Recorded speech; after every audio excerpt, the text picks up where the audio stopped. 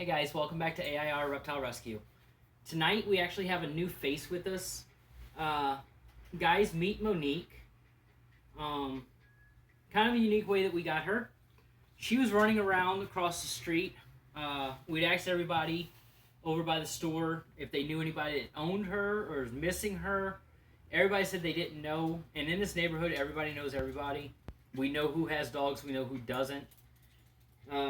We found her in front of the store that we go to all the time. The owner's name is Monique, so we named her after her. But she's the newest member here at the Reptile Rescue. We rescue all animals, cats, dogs, don't matter. We take them in. But we try to keep it down on cats and dogs. We try to focus our main attention on reptiles because there's not enough rescues for that. But enough about her. I'm going to let her lay on the pillow and rest. Her brothers have been aggravating her. She's tired. It's got mama scent on it. But today we're going to talk about the Pac-Man frog and the fun facts about him. The Pac-Man frogs are also known, the main way that you know a Pac-Man frog is they're actually called South American horn frogs. That's their actual given scientific name. The reason that they got the name as a Pac-Man is due to their characteristic round shape. If you ever look at a Pac-Man frog whenever it's just laying in its enclosure, not in its substrate but on top of it, the Pac-Man will look like it's a round circle. That and they also have the really large mouth. And if you've ever played the Pac-Man game, you'll notice he's a big old circle and he opens his mouth really wide. That's actually how they got their name as the Pac-Man frog, because they look like the video game character Pac-Man. Now the reason they're called horn frogs scientifically is because of the horn-like features they have above their eyes. It's not gonna be like really, really pronounced, but you'll see like little like horn-shaped spots above their eyes, and that's how they got their scientific name of the horned frog. Now, one of the things I want you to watch out for, if you do decide to get a horned frog, they have a very strong bite, and they have razor-sharp teeth.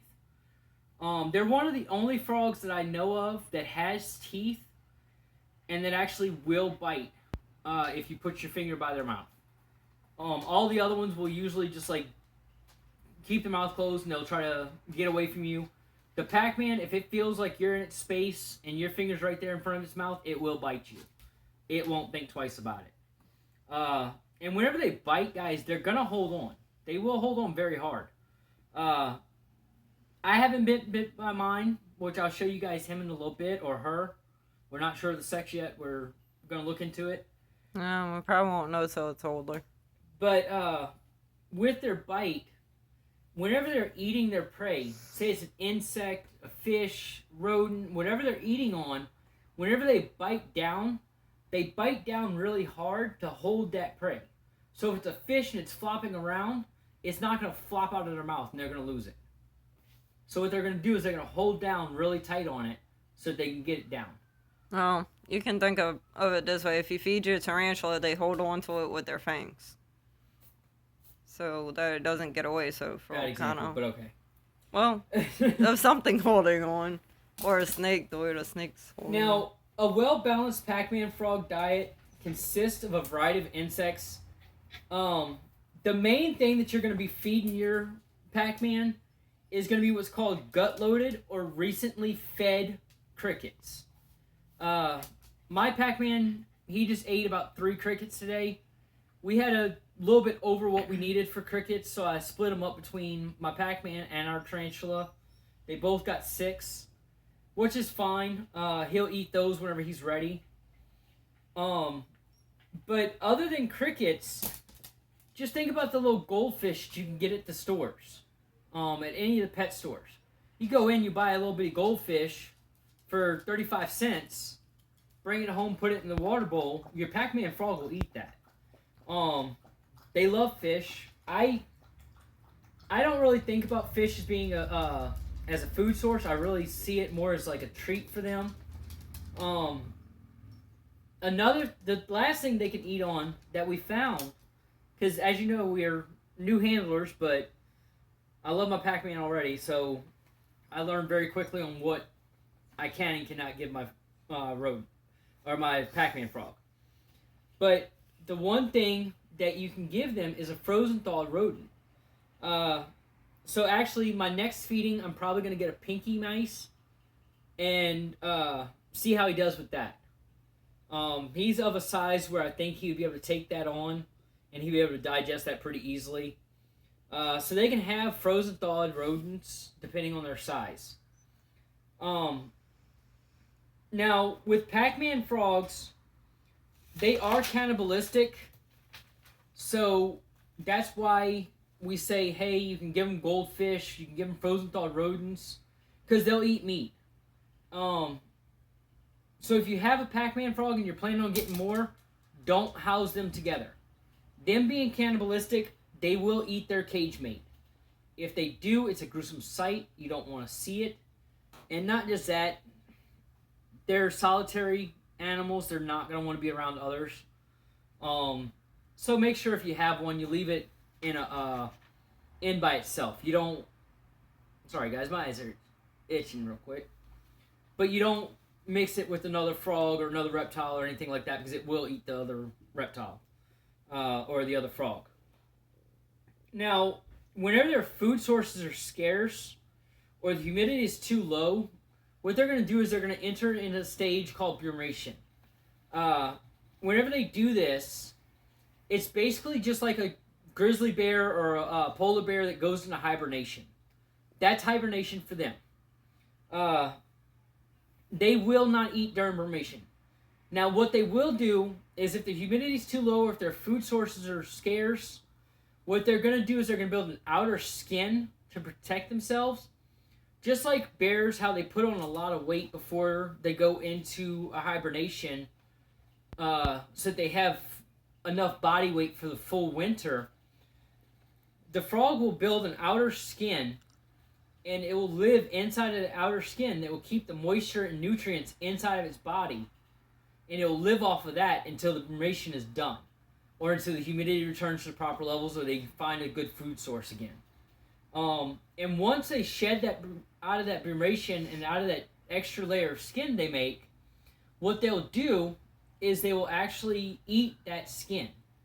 Not the prettiest thing to think about, but it happens. It's natural for them. So keep that in mind, guys. Whenever, if you see your frog laying in the bottom of its enclosure, and you can actually see it, and it looks like it's completely flat, and it looks like it's dead, it's not, guys. It may just be in brumation. One of the ways to actually check this is if you go in their enclosure and you kind of nudge them right on the butt, it'll make them jump up, and it'll make them move. Don't worry about disturbing them. They'll go back into hiding into their substrate, and they'll be just fine. Now, with that being said, though, brumation, they don't always do it in captivity. Now, if somebody says, say if you go for a week or something, and they don't have food, or they don't have somebody to feed them for that week that you're gone, they're going to go into brumation until you get back, until they see that their food supply is back to normal. So, don't think they're dead. I've seen it a lot of times. It's a big mistake that a lot of people make. They think, oh, my Pac-Man frog died. No, it's just in hibernation. It's not dead. Now, here's a fun fact, guys.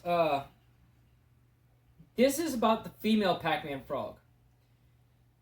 Now, after they mate, within a few days of it raining, a Pac-Man frog, a female Pac-Man frog, can actually lay up to 1,000 eggs.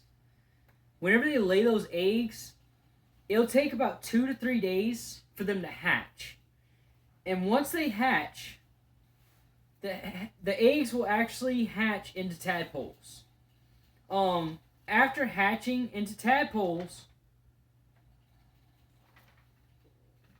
like I said, 2 or 3 days after the eggs being laid, they'll become tadpoles. They grow pretty quickly, guys. So keep that in mind, and as soon as you see them starting to grow and to develop into an actual frog, remove that from an enclosure so that mother doesn't kill them. If she sees them and she feels like they're taking up her space, she will kill them even though that's her offspring.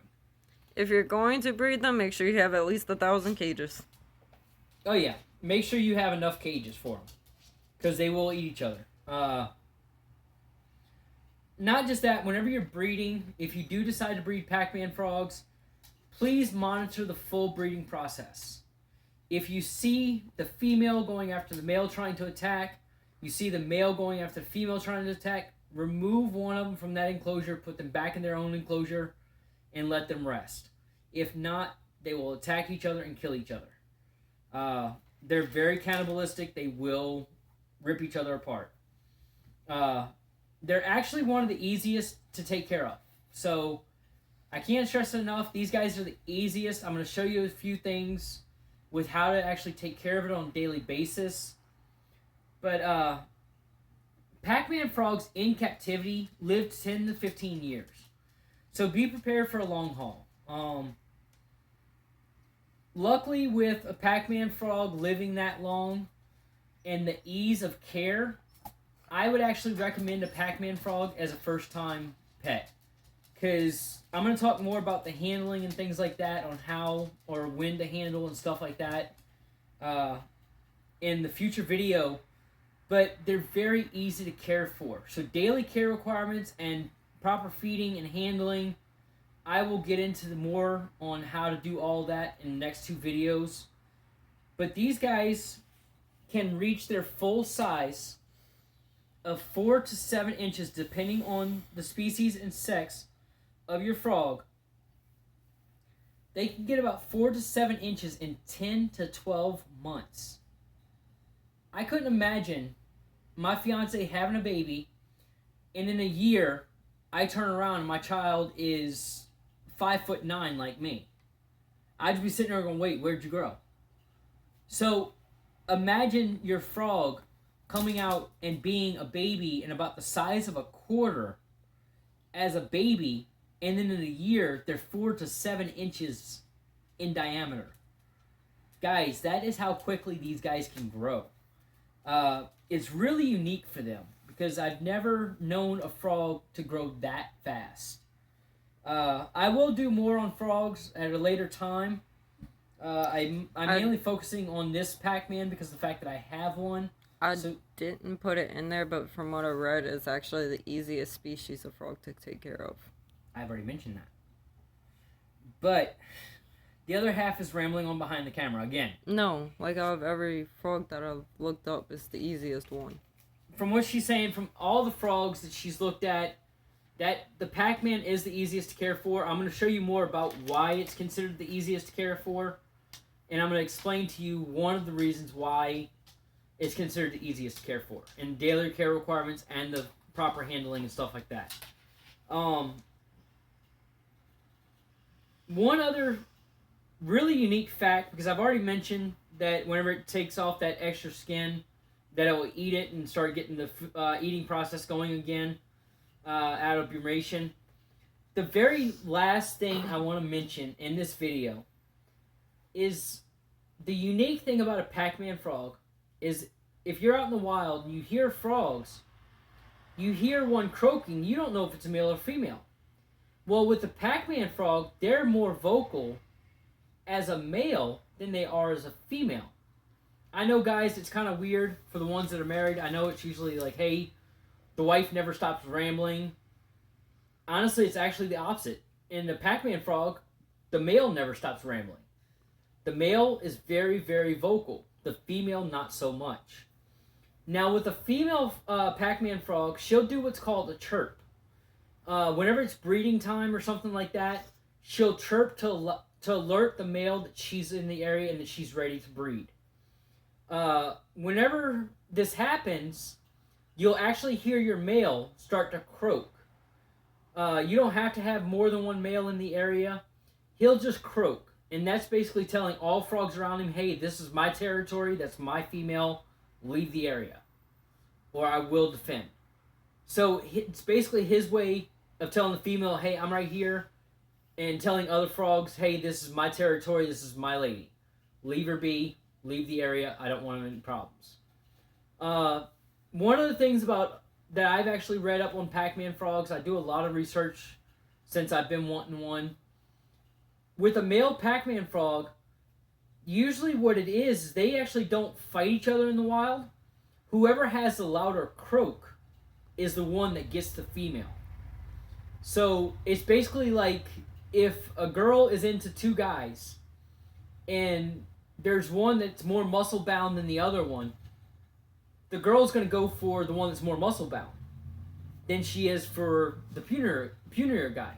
So the louder the croak of the male Pac-Man frog, the more chances he has in the wild of getting that female and claiming a territory. So keep that in mind if you're ever out in the wild and you hear the frogs croaking. It's most likely a male telling the female, hey, I'm in the area. If it's breeding time, let's go. And if there's other males in the area, he's saying, hey, this is my territory, back off. And you'll hear different croaks, and whoever has the louder croak out of the frogs is the one that's going to take over that area. And that's what's unique about these guys, is with the males, that's basically how they show their dominance. Guys, we're going to wrap up this one, because I have two more coming up for you. We want to thank you guys so much for watching this. Like I said, we have a new addition to the family. She's over there sleeping right now. But thanks so much for watching. Don't forget to like and subscribe our channel. I have 7 new subscribers. Thank you guys so much. Well, I have 7 subscribers altogether. I have a lot of followers on Facebook. Thank you guys. But if you're new to the channel, like and subscribe. Every time I post a video, you guys will get more information and more videos popping up. Comment down below if you have any questions. If you want to know something, let me know.